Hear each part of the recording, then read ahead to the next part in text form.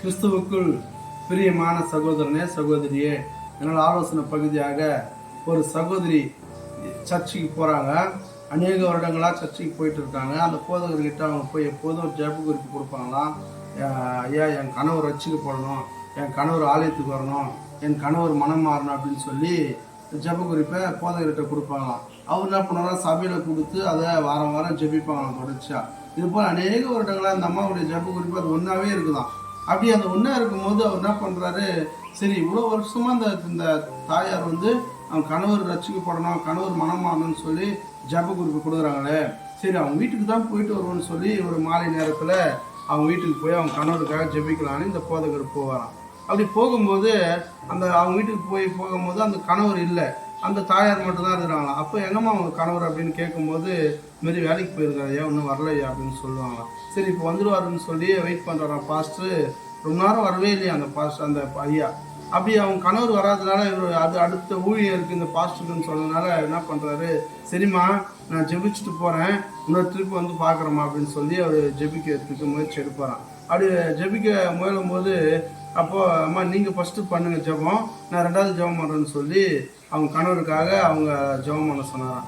அப்போ அவங்க ஜெபம் பண்ணும்போது அவங்க கணவர் எப்போ குறை சொல்லியே ஜெபம் பண்ணுறாங்க, என் கணவர் இப்படி பண்ணுறாரு அப்படி பண்ணுறாரு குறை சொல்லியே அவங்க ஜெபிக்கும் போது இந்த பாஸ்டர் அதில் தெளிவாக புரிஞ்சுக்கிறாராம், ஃபால்ட்டு இந்த அம்மா கிட்ட தான் இருக்குன்னு.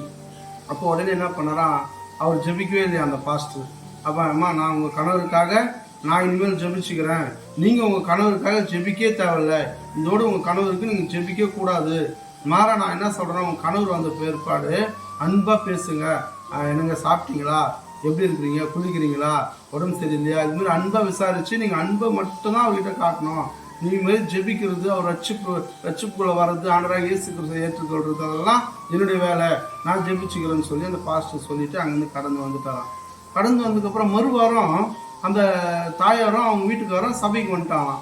வந்த உடனே எல்லாம் ஆச்சரியமாக கேட்குறாங்களாம், பல வருடமாக அவங்க கணவர் ரட்சிக்கப்படணும், கணவர் மனம் மாறணும்னு சொல்லி ஜப குறிப்பு கொடுத்த அந்த தாயார் இப்போ கணவரோடு வந்துட்டாங்களே அப்படின்னு சொல்லி எல்லாம் ஆச்சரியப்பட்டு அந்த கணவர் இடத்துல போய் கேட்டாங்களாம், ஐயா இவ்வளோ வருடமாக அம்மா உங்களுக்காக ஜெபிச்சாங்க, நீங்கள் வரலையே எப்படி இப்போ வந்துட்டீங்க அப்படின்னு கேட்குறப்போ அவர் சொன்னாராம், பாஸ்டர் என் மனைவி கிட்ட பேசிட்டு போன நாள்லேருந்து என் மனைவி பயங்கர அன்பு காட்டுறா என் மேலே, என் மனைவி என்னை ரொம்ப நேசிக்கிறா, என் மனைவி என் மேலே ரொம்ப கேர் எடுக்கிறா, எனக்கு ரொம்ப சந்தோஷமா இருக்குது.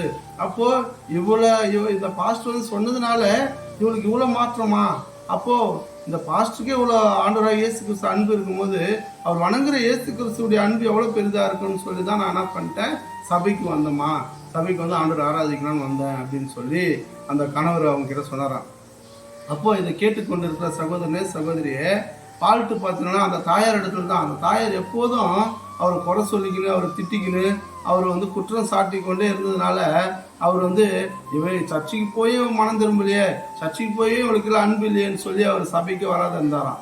உடனே இந்த பாஸ்டர் ஒரு ஆலோசனை சொல்லி, அம்மா நீங்கள் ஜெபிக்காதீங்க, நான் தான் ஜெபிப்பேன், நீங்கள் அன்பு மட்டும் காட்டுங்கன்னு சொன்னதுனால அவர் மறுவாரமாக ஆலயத்துக்கு வந்துட்டாராம். அப்போ இன்றைக்கு இது நாம் என்ன கற்றுக்கொள்கிறோன்னா, நம் குடும்பத்தில் இருக்கிற கணவர் ரட்சிப்பு பண்ணணும் ஜெபிக்கிறோம், பிள்ளைகள் ரட்சிப்பு பண்ணணும் ஜெபிக்கிறோம், தாய் தகப்பனை ரட்சிப்பு பண்ணணும் ஜெபிக்கிறோம், பிள்ளைகள் மனம் மாறணும்னு சொல்லி ஜெபிக்கிறோம், என் சபையில் இருக்கிறவங்க மனம் மாறணும்னு ஜெபிக்கிறோம். அப்போ இதெல்லாம் மனம் மாறாததுக்கு காரணம் என்னன்னா, நம்மக்கிட்ட இருக்கிற ஃபால்ட்டு நம்ம உணர்றதே இல்லை. அந்த தாயாருடைய ஃபால்ட்டு அவங்க கணவரை குறை சொல்லி திட்டிக்கொண்டே இருந்தாலும் அவர் மாறலை, அவர் அன்பு காட்டினதுக்கு அப்புறம் அவங்க மாறிட்டாங்க. அப்போ இன்றைக்கு நாம் கூட இயேசு கிறிஸ்துடைய அன்பை நம் குடும்பத்தில் இருக்கிறவங்களுக்கோ, நம் பிள்ளைகளுக்கோ, கணவருக்கோ, உறவினர்களுக்கோ நம்ம காட்டும் போது நம் மூலியமா இயேசு கிறிஸ்து அறிந்து கொண்டு அவங்க சபைக்கு வருவாங்க, அவங்க ரட்சிக்கப்படுவாங்க, அவங்க பாவம் மன்னிப்பு பெற்றுக்கொள்வாங்க. அப்போ இன்றைக்கு ஒரு தீர்மானம் எடுங்க, இயேசுவின் அன்பை நான் என் குடும்பத்தில் இருக்கவங்க நான் முதலாவது காட்டுவேன், அதன் மூலியமா அவங்கள நான் ஆதாயப்படுத்துவேன்னு சொல்லி ஒரு தீர்மானம் எடுங்க. கர்த்தர் உங்களை எண்ணி ஆசீர்வதிப்பாராக. ஆமென். அல்லேலூயா.